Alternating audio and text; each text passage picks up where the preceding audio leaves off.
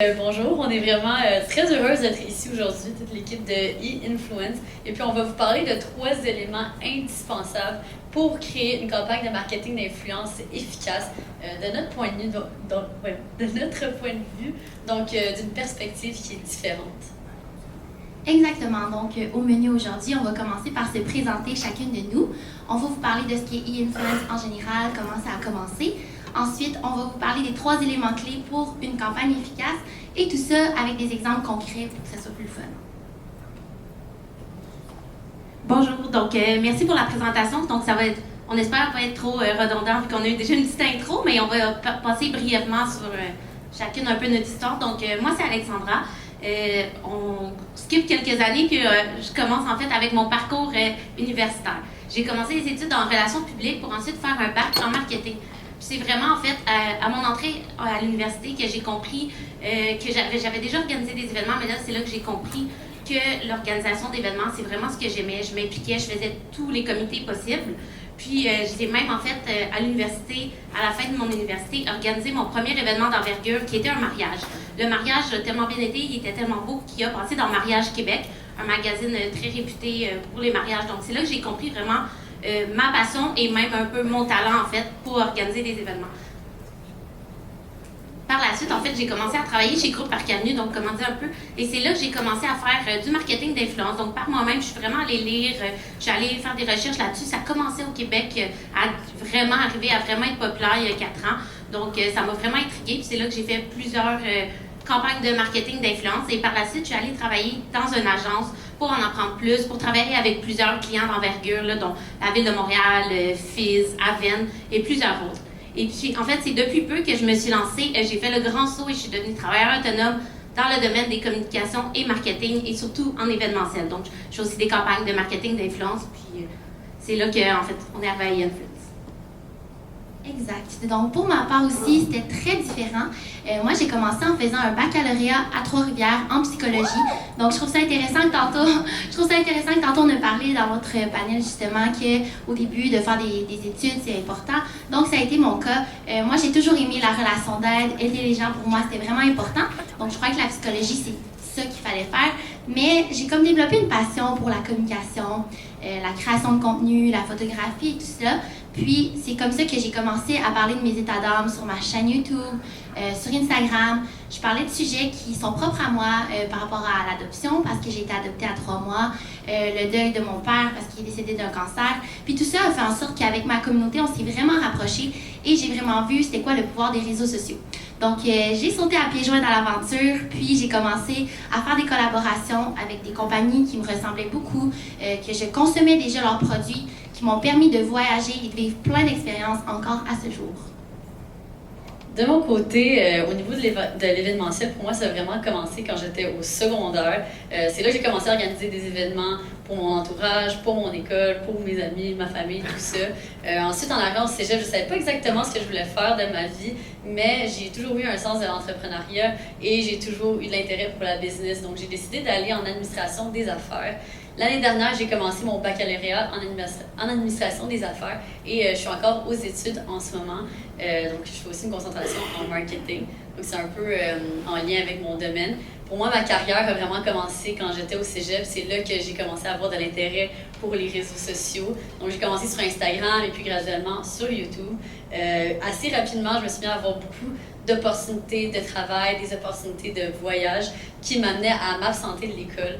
Donc, j'étais assez chanceuse pour aller à un cégep qui était très, très ouvert d'esprit par rapport à tout ça et qui m'ont beaucoup encouragée dans ma carrière. Donc, ils m'ont permis de manquer l'école pour mon travail, ce qui m'a vraiment permis de saisir des opportunités qui étaient assez uniques et de me développer sur ce plan-là. Tout ça m'a amené à créer toutes sortes de projets et aujourd'hui, j'offre mes services de vidéographe, de réalisatrice. Et puis, un des projets, d'ailleurs, qui fait en sorte qu'on est ici aujourd'hui, c'est e-Influence. Je vais vous raconter l'histoire. En fait, avant de se lancer en affaires, je pense que c'est important de se rencontrer quelque part. Puis, c'est au YouTube Space. Si vous ne savez pas c'est quoi, c'est un événement qui se promène à travers le monde. Et là, on avait la chance d'avoir YouTube Space à Montréal. Donc, comme Lucie et moi, on est influenceuses, c'est là qu'on s'est rencontrés. Puis, c'est un endroit où on pouvait faire des ateliers. Et je vous avouerai qu'on était sur le bord d'une table en train de jaser autour d'un verre. Puis, on s'est rendu compte que, Colin, on ne s'est jamais rencontrés avant. comment ça se fait qu'il n'y a pas d'événement qui fait en sorte qu'on puisse voir plus souvent comme ça, de façon récurrente, pour jaser du marketing d'influence? Donc ça, c'était vraiment déjà une petite graine pour semer l'idée de base. Une semaine après notre première rencontre, Cindy m'appelle et me dit « Lucie, mon ami Jordan qui habite à San Diego m'invite à aller là-bas. Viens avec moi, ça va être le fun, puis tout ça. » Moi, je me dis « Aller à San Diego, Jordan, Cindy, je viens la rencontrer, un peu bizarre tout ça, mais pourquoi pas y aller? Moi, j'aime ça l'aventure. » On y va. On arrive à la première journée. Jordan, c'est un homme d'affaires. Puis il nous voit aller, il nous voit créer notre contenu. Puis il nous dit, les filles, vous avez une mine d'or. Les gens paieraient pour vous écouter, pour apprendre de votre métier. Les gens veulent faire ça de nos jours. On se dit, OK, qu'est-ce que tu veux dire? Puis Jordan nous dit, OK, demain, vous allez présenter une conférence ici à San Diego. Demain, présenter une conférence. On n'a jamais fait ça de nos vies. Puis en plus, présenter une conférence en anglais. OK. On travaille sur le contenu de la conférence. Le lendemain, on a présenté notre toute première conférence à vie. On a eu un très grand public de 10 personnes qui est venu à cette première conférence. Donc ça, c'était vraiment le début de tout ça, en fait. Exactement, mais quelques mois plus tard, on a travaillé là-dessus et c'est là qu'est née la première édition de e-Influence. C'était sur un total de 2 jours pour 100 personnes au total, puis on a sold out quand même. Donc, on parlait à ce moment-là, c'est nous qui donnions la conférence et on parlait de comment agrandir ces plateformes dans le marketing d'influence, donc pour les gens qui voulaient devenir influenceurs, en quelque sorte. Puis, par la suite, le futur de Influence était assez nébuleux. On était tous les deux aux études à temps plein. On ne trouvait plus vraiment le temps de travailler sur ce projet. Quand tout est venu pour sauver la mise, Alexandra nous a écrit un email en nous disant qu'elle serait intéressée à faire partie de l'équipe pour pousser le projet à un tout autre niveau. Donc, on a fait une première rencontre et directement, c'était le coup de foudre, si on veut. Alexandra avait vraiment une vision grandiose pour Influence. Elle voyait le potentiel long terme pour Influence. Donc, on a su directement qu'avec son expérience au niveau, avec les agences, avec les compagnies, c'était vraiment ce qui nous manquait dans l'équipe. Donc, à partir de là, c'est là qu'on s'est lancé pour créer la 3e édition. Oui, en fait, comme Lucie a dit, avec notre rencontre, avec la vision qu'on avait pour la suite, on voulait vraiment créer un événement qui allait regrouper, oui, les créateurs, mais aussi les agences de relations publiques, de communication, les professionnels, donc les entreprises qui font des stratégies de marketing d'influence dans leur vie de tous les jours. Donc, en mai dernier, en fait, on a créé la 2e édition de e-Influence à Montréal. C'était une journée avec plus de 12 conférences et panels différents sur plein de sujets, autant pour les créateurs que pour les marques, les petites PME comme les grosses entreprises qui ont déjà des stratégies bien établies. Donc, tout le monde en avait pour son argent et pour tous les goûts. On avait aussi plus de 30 conférenciers sur place, dont Elisabeth Rioux de Oaxaca Swimwear. On avait aussi l'agence de PR Bicom, et juste pour nommer eux, là, donc on en avait plus de 30. Et cette 2e audition-là a aussi été sold out. Donc, on avait plus de 200 personnes à cet événement-là en mai dernier. C'est là qu'on a encore plus compris. On savait que il y avait un intérêt pour le marketing d'influence.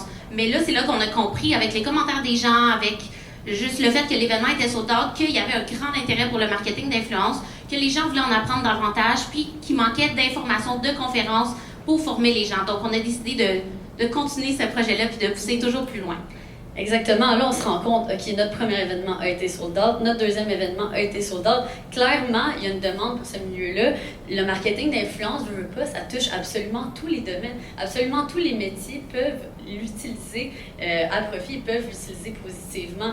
D'abord, là, nous, on sait c'est quoi l'importance du marketing d'influence et comment tout le monde peut l'utiliser. Mais peut-être qu'ici, dans la salle, vous ne comprenez pas encore tout à fait c'est quoi le potentiel. Donc, on va vous expliquer pourquoi investir dans une campagne de marketing d'influence.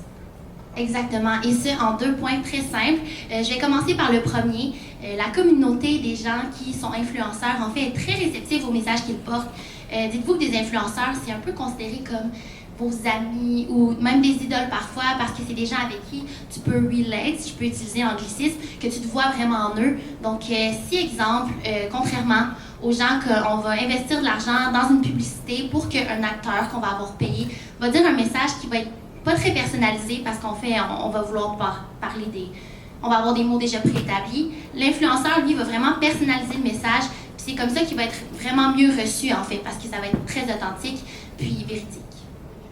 Puis aussi, tu écoutes beaucoup plus quand c'est un ami qui te parle, tu vas être beaucoup plus réceptif à ce qu'il te dit versus si c'est un panneau publicitaire sur la rue, peu importe. Mais au bout de la ligne, tu sais, si on veut, c'est quand même la publicité qu'on fait sur les réseaux sociaux. Mais il y a un sentiment de confiance aussi entre les influenceurs et leur communauté.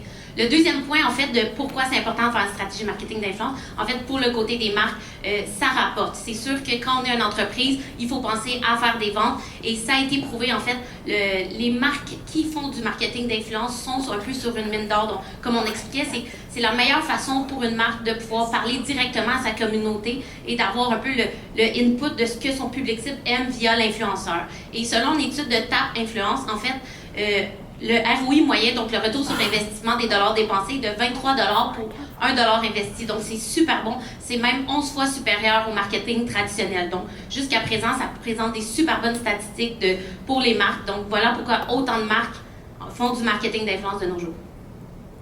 Maintenant, en fait, on va continuer avec les 3 éléments qui font la différence. Donc, selon nous, selon notre expérience en tant que créateur et travailleur, en fait, dans entreprise, en agence, les 3 mots-clés, en fait, les 3 principes pour avoir une stratégie de marketing d'influence réussie.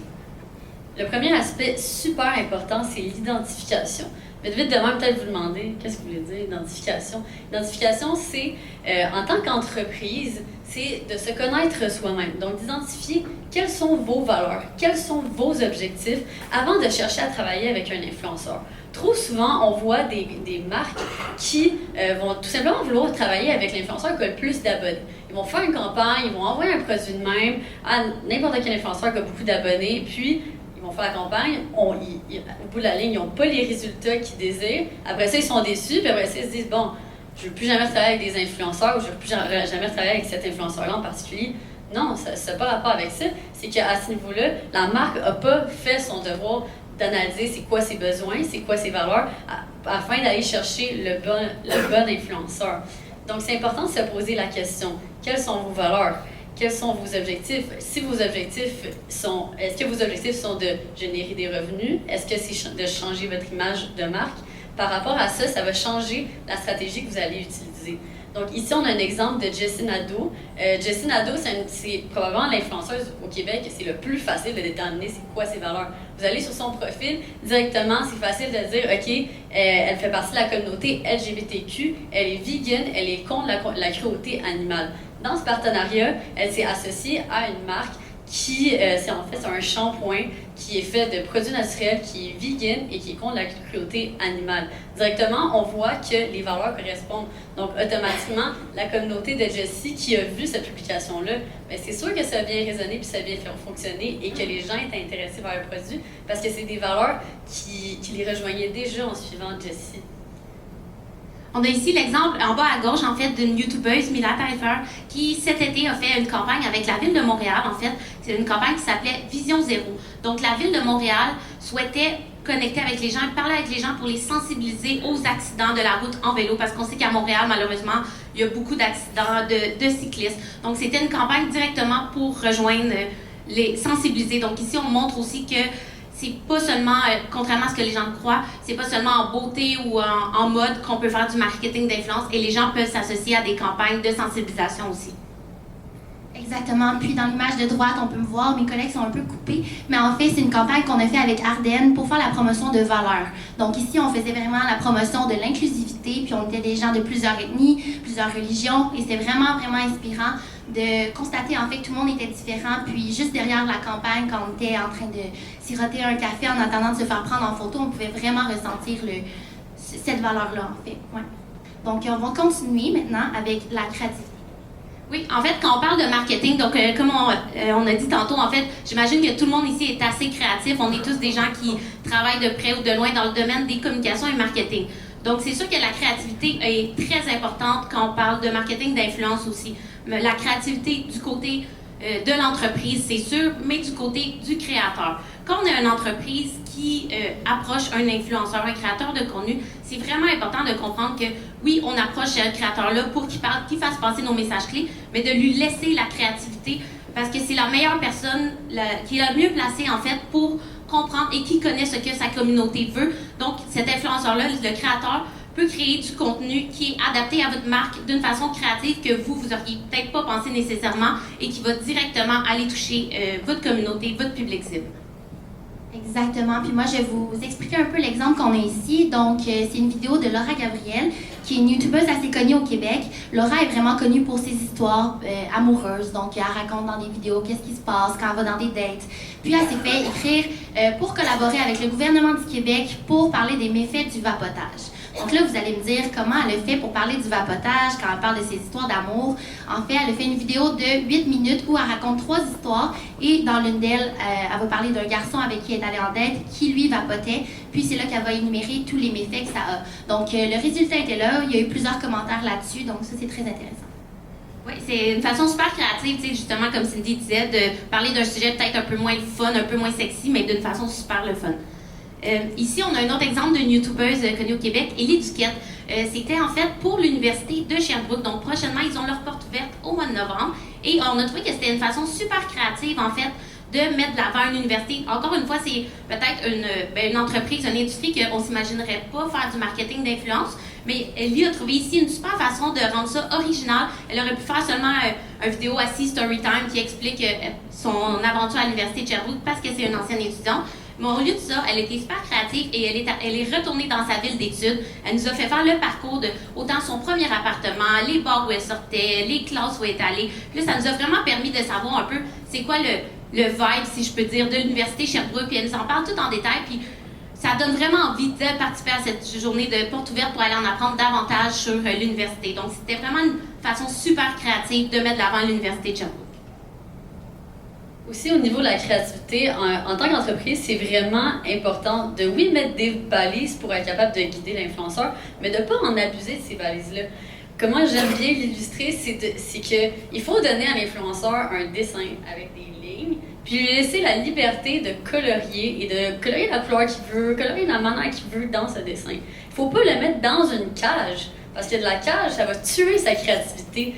Et puis en tuant sa créativité, ça va faire en sorte que sa voix ne va plus être authentique, sa communauté ne va plus connecter avec le message et ça va faire en sorte que ils vont tout simplement pas être intéressés envers le produit et le message tout court. Donc ici, on a un exemple d'une campagne que j'ai fait avec Garnier.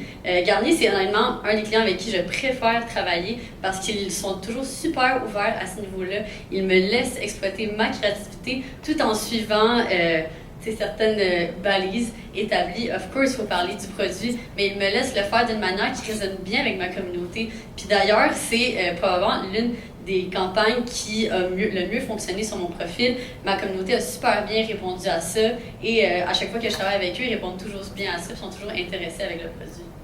Exactement. Puis, le dernier point concernant la créativité, c'est d'utiliser des fonctionnalités.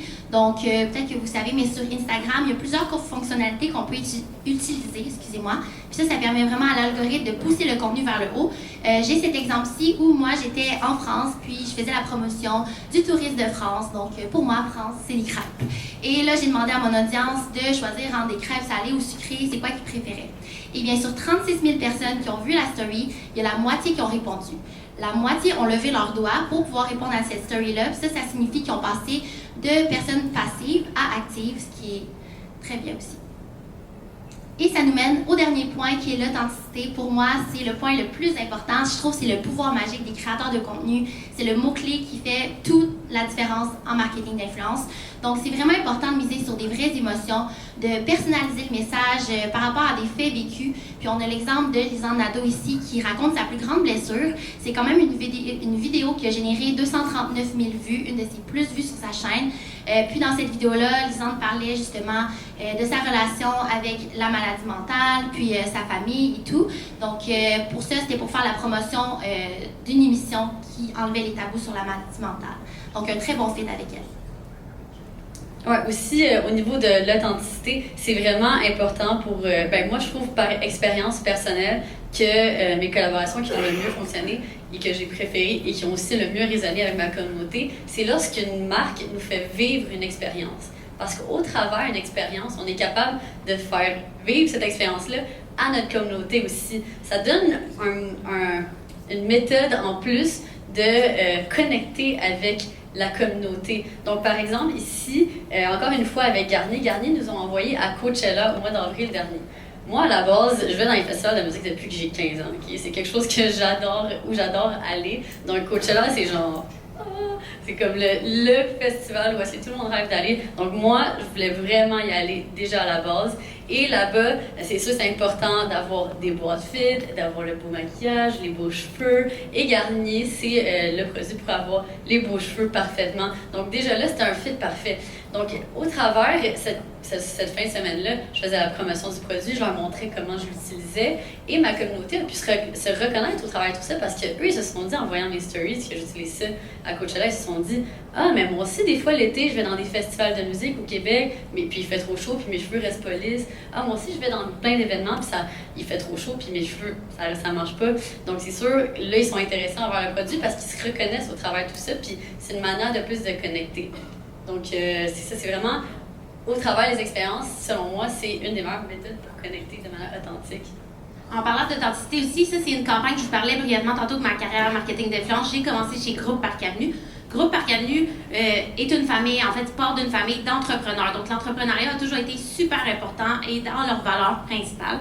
Et ici, on a Andréane Marquis, en fait, avec qui on a fait des longues collaborations. Et au lieu de juste... on voulait vraiment être authentique. Andréane, c'est un entrepreneur. La famille Hébert de Groupe Parc Avenue sont des entrepreneurs. Donc, au lieu de juste créer des publications, on voulait faire quelque chose d'authentique. On a créé une bourse pour jeunes entrepreneurs. Donc, en fait, les gens c'était un peu dans le principe de l'émission Les Dragons. Les gens pouvaient venir présenter un projet d'entreprise devant un jury et gagner une bourse de 5 000 $ avec plusieurs heures de mentorat, de coaching, marketing, etc. Donc, c'était une super belle collaboration pour Andréane qu'elle a adoré faire parce que c'était totalement dans ses valeurs et c'était authentique pour elle d'encourager l'entrepreneuriat au Québec. Exact. Donc, on arrive vers la fin. Et maintenant, qu'est-ce qu'on en fait de ça? Pour nous, chez Influence, le marketing d'influence, c'est important parce que, comme on l'a dit tantôt, c'est un outil extrêmement riche qu'on peut utiliser à bon escient, en fait. On veut vraiment encourager les gens à collaborer entre eux puis créer une communauté pour les professionnels du marketing d'influence. Donc, merci beaucoup de nous avoir écoutés. Si jamais vous nous avez entendu parler de Influence et vous êtes une entreprise et ça vous intéresse de travailler avec nous, voici notre adresse courriel. Vous pouvez nous contacter ou on peut se parler juste après qu'on a fini ici. Puis sinon, vous pouvez nous suivre sur les réseaux sociaux @i_influence pour rester à l'affût de tous nos prochains événements. Et puis, c'est tout. Voilà, merci beaucoup.